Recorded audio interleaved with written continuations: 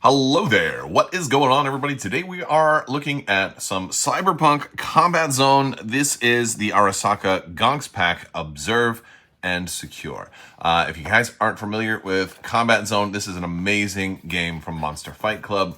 And I talk about it a little bit. I am a little out of practice. I haven't played in a little while, but I've been meaning to get back into it. I'm going to be playing at Adepticon, and so I figured this is a great time. I've had this box for a little while.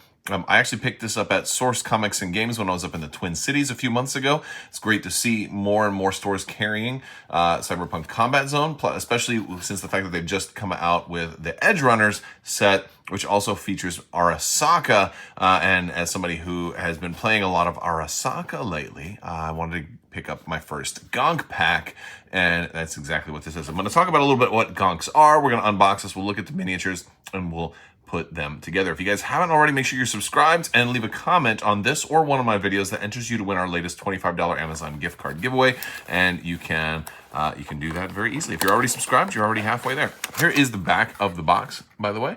You're going to get 3 miniatures in here with their bases. Now, these usually are not very difficult to put together. Monster Fight Club does amazing work on their miniatures, and you just have to do very, very little to get them together. So we'll go ahead and look at these. We'll look at the card, and we'll talk about a little bit about what Gonks do, and then we'll put them together. So wow, these are actually like one piece. Look at this. Look at this. That's great. That's one piece. We just have to do a little cleanup. Trim off some of that stuff. Get them affixed to the base. Maybe trim off a little bit there. And plus, if you want to customize, you can customize a little bit. You know. Add extra knives and stuff like that, or extra gear. You can do all that kind of fun stuff. But no, so these are really nice single piece miniatures. They're really great. I'll show you some of my other Arasaka as well. And what makes these guys look at that? They're even labeled right on the bottom there. Security Officer 02, Security Officer 03, Security Officer 01, which is really cool. We also have a Gonk card here for Security Officer, which is very cool. Now, what are Gonks? Well, let's talk about that. So Gonks are something that every gang, I believe every gang has, and they are basically the nameless thing. If you're to use a Star Trek term, think of them as like the red shirts. These are the people that are like the first ones to die. They're characters that are unnamed. They're the ones that are background characters that get mowed down first as soon as a firefight starts. Think of something like that. But what's amazing about Gonks is that instead of activating them like normal characters, they get to activate for free for only one action whenever you do an Inspire for your team. Now, this works really well on builds where your strategy involves chaining actions over and over again and inspiring more and more quickly because you get a lot more use out of them.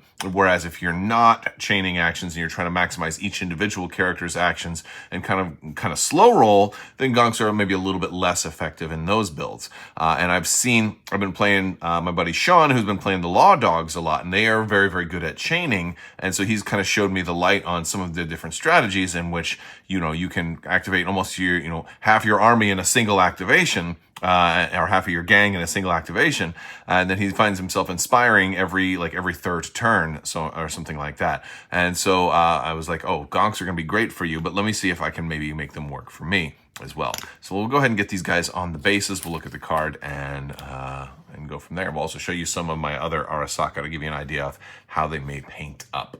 All right, so we've got these guys put together now, and they're on the bases. And they're ready to play. Of course, I would want to prime and paint them first. And we'll take a look. I'll show you guys my other Arasaka and see how you can get an idea of how they paint up. But first, let's go ahead and take a look at their card. You're going to notice they only have one die over here. They only have one action. Basically, they're going to die real quick. But again, that's their job. They're 5 points each, 5 EB each. Eurobucks, right? And they're the Arasaka, and they have the Gonk keyword. Now, they are called Security Officers. They're not called Arasaka Gonks, but so this way, if they ever wanted to make more Gonks for Arasaka that had a different ability or whatever, maybe they were more expensive or less expensive, etc., that's how that would work. They also have one for range, one for melee, and one for, I believe it's athletics. That's their ability to move and jump and dodge, dip, dive, duck, and dodge. So And then they have Call It In, which is actually a really cool ability. It says, when this model is targeted by an attack that fails, one other friendly model may move green. I think this is actually a really strong ability now that I look at it. It means that if somebody's going to attack a gonk, like, they have to be sure they're going to do it. So it basically might say it's better off just ignoring these guys and letting them kind of attack you at will. They roll that yellow die. Now, another thing about gonks also is you can only bring one per influence that you have in your list. So if you wanted to run all 3 of these for 15, you'd have to have at least 3 influence amongst your different characters that you're bringing. So bring somebody with high influence if you want to have multiple gonks, and if you have maybe one more than 3, you have to have a whole lot of influence, right? But yeah, so you won't necessarily always use 3, but just having free activations every time you inspire, I think, is a really big deal. And then this passive ability here is really, really strong, because if somebody attacks them and misses, so another model gets to move green. Now, green is a long range move, and the thing is, there's not a range restriction on this. At least on this version. I mean, sometimes there's errata, so this might have been errated, and maybe you have to be a certain range from this or whatever. But here's the back of the card too, if you want to see those Arasaka cards. Those are pretty cool. But yeah, so just somebody can move green, which is it's massively huge. And the other thing is somebody else's turn, they're already shooting at you, so now you get to reposition after, and that doesn't even count as a reaction, right? I don't think gonks can actually do reactions, but still, this is really it's a cool ability. I mean, typically it probably won't go off that often, but even if it goes off just once, that's amazing. But yeah, so they're there to shoot. They get to roll that yellow die, or they can punch.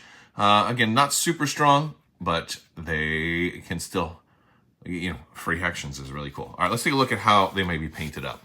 All right, so I pulled out the rest of the crew, and this is both my Arasaka and my medics as well, because I wanted some trauma team out here as well. So we've got trauma team right there, and I based them a little differently. So like I gave trauma team like leaves on their base, but I gave Arasaka blue on theirs. So this is kind of the look for them. Pay no attention to the eyes. I always struggle with faces. That's one of the things I'm hoping to get better at Adepticon, is learning to paint faces a little bit better. That's why I prefer guys like this who's got a mask on. Also, if you'll notice, I have put the names of them on the front here. And this is one of the things that I've done. I use this liquid chrome pen. It's got a medium and then a fine tip, and I use the fine tip, and I'm able to kind of do all of that. This way I can remember who's who. Especially when you're playing a new game, it can become confusing to be like, hey, which one was this guy again? This is the point man. And, again, granted, the art does match the cards. However, in the case of gonks, you only have one artwork piece on there that all the cards are referencing. So you might want to say Security Officer 1, Security Officer 2, Security Officer 3, etc. On there. And then sometimes the art may be from this angle, but I'm looking at him from top down, so he's like that, and it's harder for me to tell. So I like to be able to just reference the front of the base to see who's there. So these are the different things that you can do with them. Again, I went with kind of a really dark blue. It's basically black, but I put a little bit of blue in there just to give it a little bit of depth. I didn't want to go with just straight black, so this way the wash and stuff like that, so give it some depth.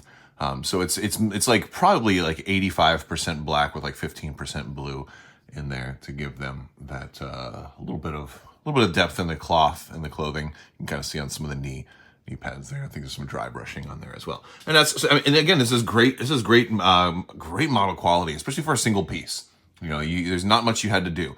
Almost practically a pre-assembled miniature. You just had to clip it. Now, a lot of Monster Fight Club miniatures, a lot of the Combat Zone stuff, you will have like maybe 1 or 2 pieces that to glue on, like an arm or a gun. Sometimes you even have different options in those cases, like you have options for heads and stuff like that. But ultimately, I think there's some of the simplest and quickest miniatures to assemble, while also having outstanding detail and overall miniature quality. Really cool stuff. So anyway, that's our Observe and Secure gonk pack for Arasaka. Hopefully you guys like it. We're gonna be doing a little bit more Combat Zone content, and we've been doing some, and it's gonna continue because it's a super fun game, and I think you guys should definitely check it out if you haven't already, especially with the big yellow box, the Edge Runners box coming out. Maybe we'll get a review copy. Maybe we'll get a look at that one here pretty soon. Who knows? But I'm looking forward to doing more with Monster Fight Club and more with Combat Zone. You've already seen me talk about all their amazing terrain that already comes with this stuff. It's very, very cool stuff. So again, that's Observe and Secure. I want to thank you guys so much for watching, and big thanks to my patrons. You guys are amazing and help make this whole channel possible. I will talk to you later. May the force be with you. Live long and prosper. Be excellent to each other. Party on, dudes. So say we all, and always wash your socks.